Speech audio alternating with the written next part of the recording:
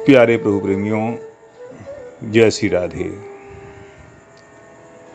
यह घटना मैं जो आपको सुनाने जा रहा हूँ, यह घटना उस समय की है जिस समय देश का विभाजन हुआ, भारत और पाकिस्तान का विभाजन हुआ। उस समय घटना है जिस समय देश में का बंटवारा हुआ महाराज। उस समय इधर भारत में भी और पाकिस्तान में भी बड़ी भारी अराजकता फैली हुई थी। पाकिस्तान में सारे हिंदू लोग, सिख लोग, पंजाबी लोग अपने प्राणों को बचाने के लिए भाग रहे थे। उस भागम भाग में उनको, उनका परिवार, उनका घर, कईयों के तो वहाँ बच्चे, सब कुछ छूट गए। बिजनेस व्यापार छूट गया। किसी प्रकार से वो अपने प्राणों को बचा बचा करके भारत की ओर चले आ रहे थे। वहीं पर एक स्थान था पाकिस्तान में जो डेरा गाजी खां के नाम से प्रसिद्ध था। वहीं पर वल्लभ संप्रदाय के अष्टम पीठ के मंदिर, जिसका नाम गोपीनाथ जी था, उस मंदिर में भी आफत आई। सारे पुजारी लोग, उनके पास इतना भी समय नहीं था कि भगवान को वहाँ से अपने साथ ले जा सकते।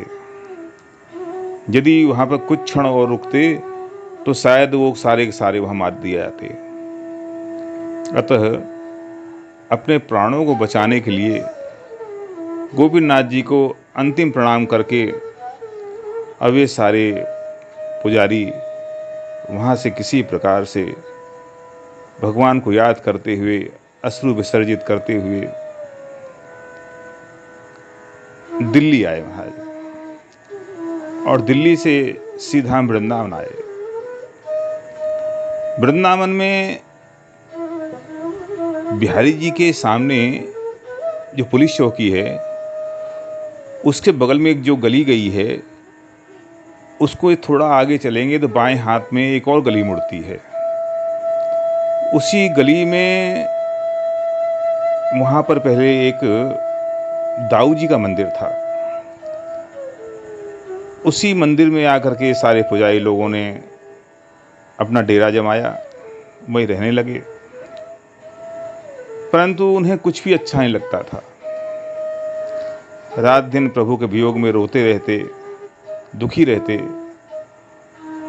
दाऊ जी की ही सेवा पूजा करके वे अपने मन को तसल्ली दे लेते और दाऊ जी से अश्रुपूरित नेत्रों से प्रार्थना करते, प्रभु आप तो सर्वसमर्थशाली हैं, आप अपने छोटे भैया यानी गोपीनाथ जी को वृंदावन को नहीं बुला लेते हो? आप चाहें तो क्या नहीं हो सकता है। आप कोई ऐसी व्यवस्था करें कि गोपीनाथ जी, जो कि डेरा गाजी खां में रह गए हैं, वो सीधा वृंदावन आ जाएं। भैया, एक गोपीनाथ जी का मंदिर गोपीनाथ बाजार में भी है, जो कि गौड़िया संप्रदाय की हैं।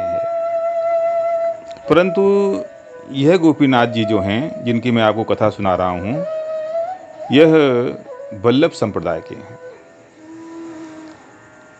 तो उसी महाराज भगवान से प्रार्थना करते, रात दिन महाराज भगवान के इंतजार करते। उनको ऐसा लगता था कि भगवान वहाँ से आएंगे। भगवान के प्रति उनका इतना विश्वास था, उनको ऐसा लगता था कि भगवान हमारी प्रार्थना पर स्वयं चल करके आएंगे। उस समय भैया वृंदावन में अधिकांशतः लोग जो है यमुना जी में स्नान करने जाते थे और यमुना के जल से ही मंदिरों का जो है सेवा पूजा आदि का काम भी होता था। तो ये जो डेरा गाजी खां से आए हुए पुजारी लोग थे, ये भी यमुना स्नान करने जाते थे। और उन पुजारियों में जो प्रमुख थे, उन्होंने जब यमुना में डुबकी लगाई तो उनके सर से कोई ठोस चीज टकराई जिससे कि ऐसा लगा उन्हें कि मेरा सिर मानो तो फूट गया है। निकल के आए महाराज जल में से और माथे पे हाथ लगाया, माथा ठीक ठाक था। पुनः उन्होंने यमुना जी में डुबकी लगाई सावधानी पूर्वक, और जिस वस्तु से उनका सर टकराया था उसको अपने हाथों से उठा करके बाहर निकाल कर देखा कि क्या चीज़ है।